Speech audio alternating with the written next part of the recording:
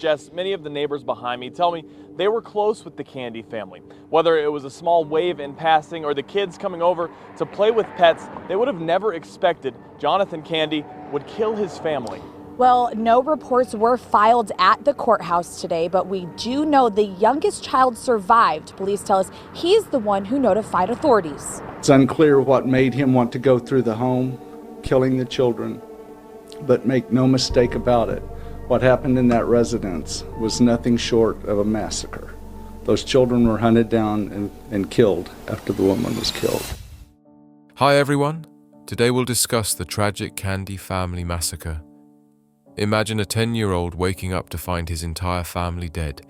His father, mother, and 3 brothers in a pool of blood. This heartbreaking story might make you question the safety of those closest to you. I just wish the nightmare would be over. I wish it was all a bad dream and that we would wake up and that they would still be here.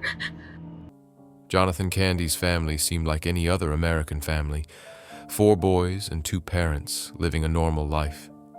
No one suspected anything unusual behind their closed doors.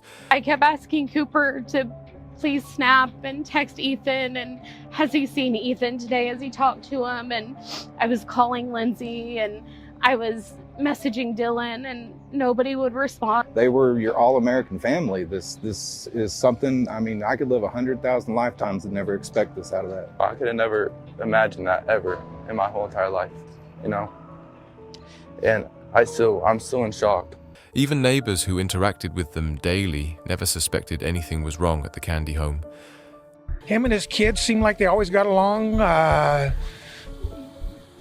He just was just a family man. I mean, I never expected this. We were just in total shock. Yeah. The kids were real friendly. Everybody here loved the kids. Swam here at his house regularly. They played with my dog. Like we have families down here that they work, and he'd come over and mow their lawns and take care of the family. Anything you needed, he'd be there for you. In a 2022 interview, a couple described their favorite Yukon bakery during a Discovering Oklahoma episode. They appeared as a vibrant, happy family. Tragically, only the youngest son remains after Jonathan Candy, husband and father, killed his wife and 3 children before taking his own life. This shocking act came from within the family rather than an outside threat.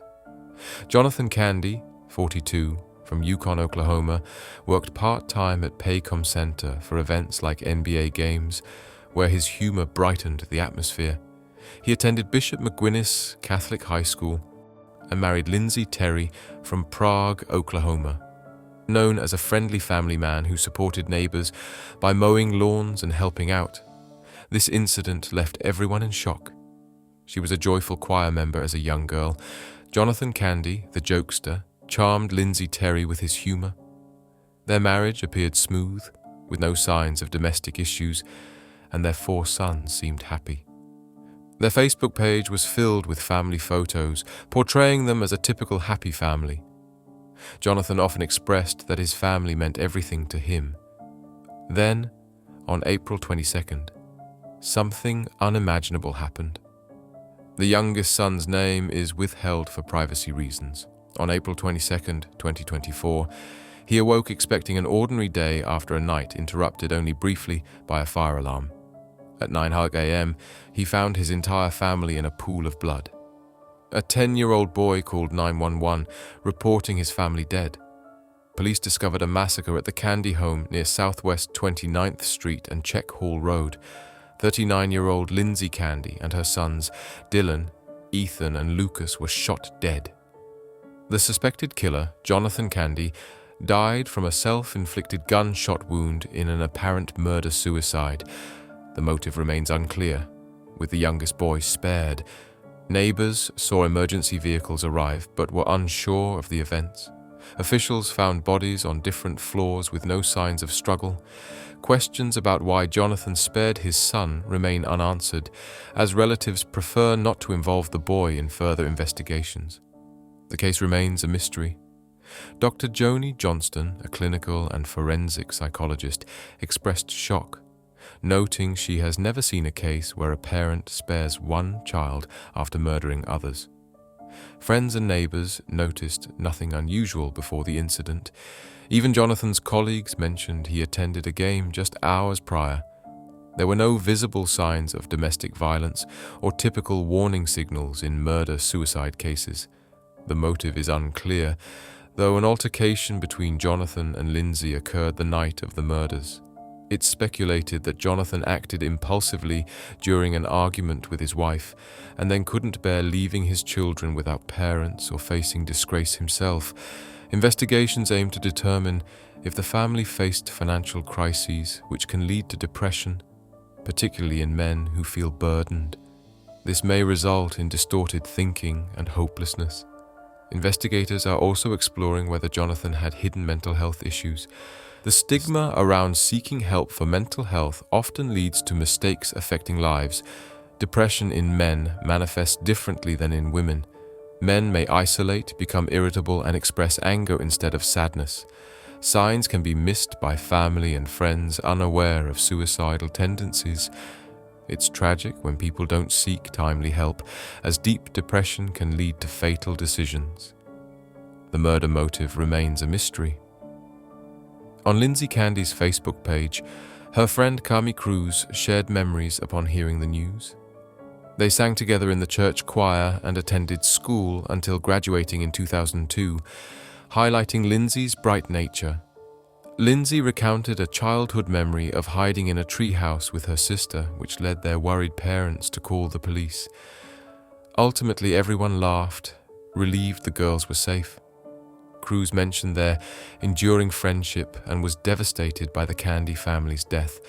On Facebook, she noted Lindsay's special bond with her boys and her ability to bring laughter. Dylan Candy was Jonathan and Lindsay's first son.